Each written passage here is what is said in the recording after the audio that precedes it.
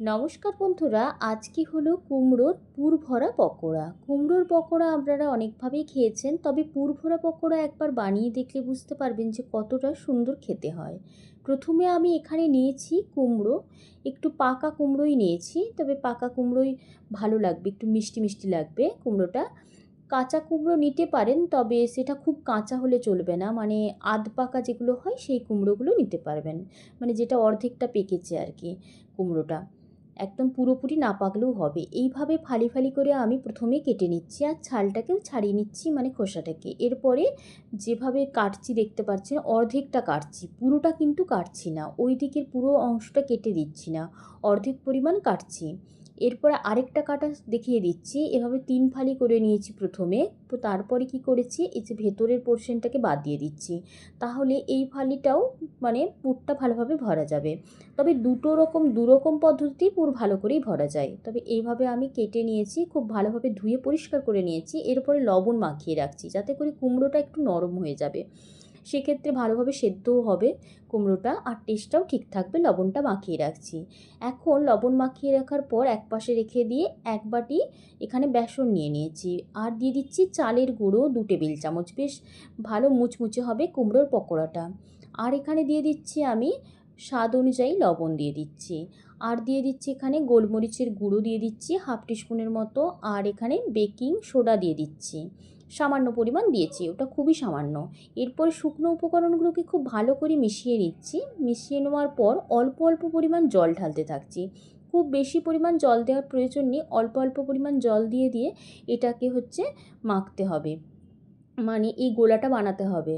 তার কারণ এইটা খুব বেশি পাতলাও হবে না, আবার মোটাও হবে না। খুব বেশি মোটা হয়ে গেলেও এটা একটুখানি, মানে কি বলবো, মুচমুচে টাইপটা কম হবে, সেক্ষেত্রে একটু নরম নরম হয়ে যাবে বাইরের পোর্শনটা। তাই মুচমুচে টাইপের করার জন্য এটাকে একটুখানি মানে মাঝারি গোলাটা রাখতে হবে। আর 3 থেকে 4 মিনিটের মতো এভাবে এটাকে বারে বারে ফেটিয়ে নিতে হবে। ফেটিয়ে নেওয়ার পর এটা কিছুক্ষণ 10 মিনিটের মতো রেখে দিতে হবে রেস্টে।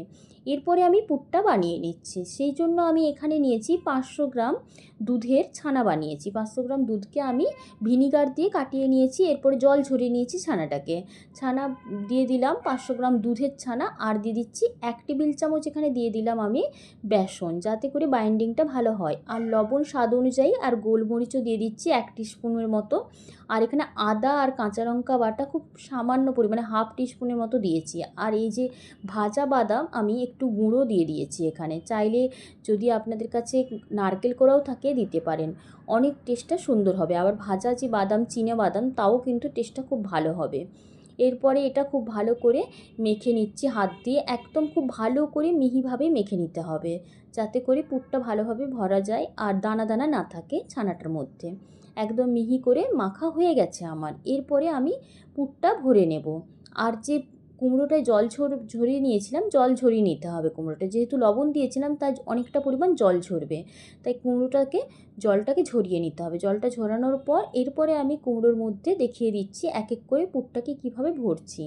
পুরটাকে দেখতে পাচ্ছেন, আগে প্রথম ওই যে একটু যেখানটা মাঝখানটা বেশি ফাঁকা করেছি ওইটাই ভরে দেখাচ্ছি যে কিভাবে ভরছি।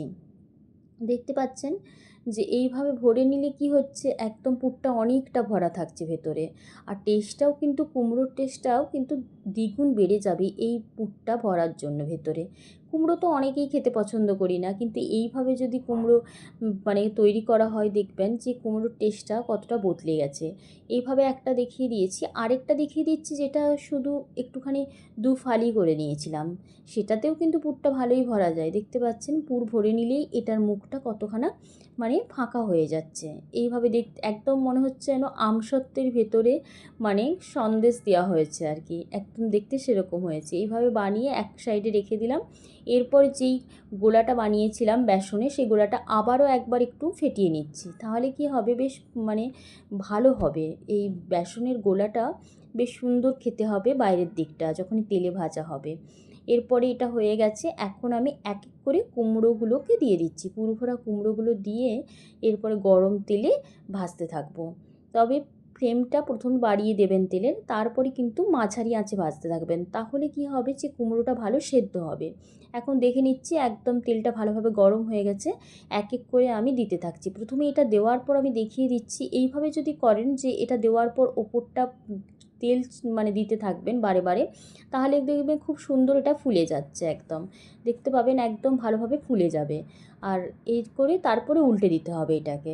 আর একটু মিডিয়াম ফ্লেমে ভাজলে কি হবে, মনে হচ্ছে না কুমড়োর পাসিন্দা, মানে যেরকম পনির পাসিন্দা হয় না, সেরকম এটা পুরো দেখতে হবে এই জিনিসটা, এই কুমড়োর পকোড়াটা।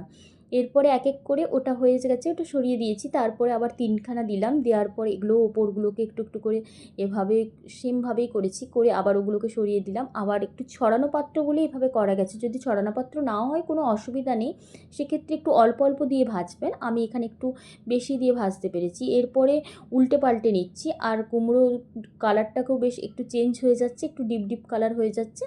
এরপরে এটাকে আমি তুলে নেব। এটা সেদ্ধ হয়ে গেছে, মাঝারি আঁচে ভালোভাবে এটাকে আমি বানিয়ে ফেলেছি। আর আমি শেষে দেখাবো যে এটা কতটা নরম হয়েছে একদম ভেতরটা। এরপরে আমি এক এক করে তুলে নিচ্ছি, আবারও এক ব্যাচ ভেজে নিচ্ছি, মানে এক ব্যাচ হয়ে গেল আর এক ব্যাচ ভেজে নিচ্ছি একদম।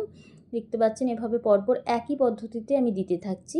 দেওয়ার পর এটাকে ওপরটা তেল ছড়িয়ে দিতে হবে। আর এই রেসিপিটা দুর্দান্ত খেতে লাগে, যদি গরম ভাতে মানে ডাল ভাতের সাথেও খান, বা সন্ধেবেলার যদি মানে স্ন্যাক্স হিসেবেও খান, তাহলেও কিন্তু দুর্দান্ত খেতে লাগবে। এই রেসিপিটা বানালেই বুঝতে পারবেন যে রেসিপিটার টেস্টটা, মানে কুমড়োর টেস্টটা কয়েক গুণ বেড়ে যায়।